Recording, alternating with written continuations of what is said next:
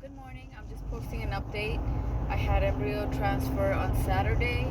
When we got there, they told us that the three embryos or blastocysts were still there. So continue on I-4 West for 21 miles. Excuse the GPS. So that was really good news.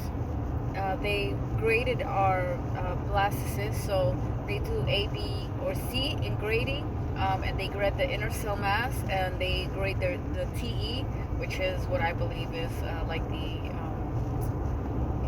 liquid inside, or I don't know, the development of the outer ring. I don't know. I'm just it's kind of like what I read. But anyways, they grade them both, and A being the best, C being the worst. The higher the grade, the higher the chances. Now remember, this is all statistics, and this is all information that they've pulled based on clinical trials.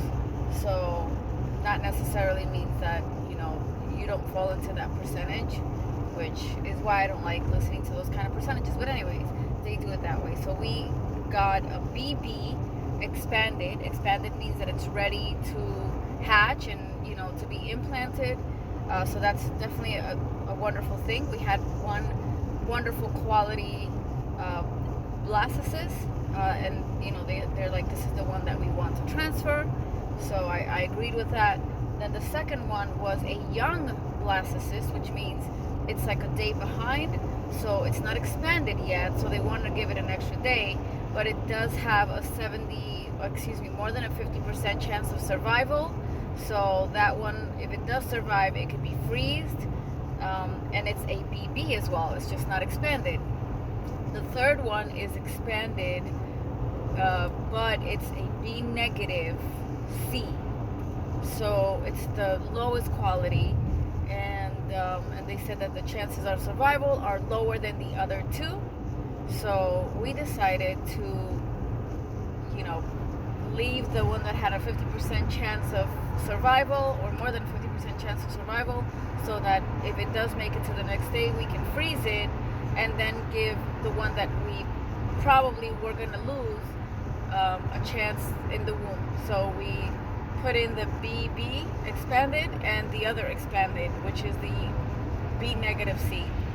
We just decided, those letters don't mean a thing. It's mostly because they're expanded. Let's just give them both a chance. So right now I have the two embryos. Today is Monday, so it's been 2 days, and we're hoping for the best, because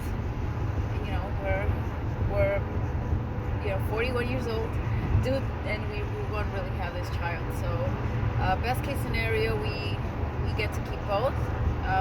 Worst case scenario, we get to keep none, and the blastocyst that they're going to call us about today, we'll lose that one. So let's hope for the best. We're very optimistic. We're really happy that we were able to get 3 embryos, which it was higher expectation after they pulled out 5 embryos.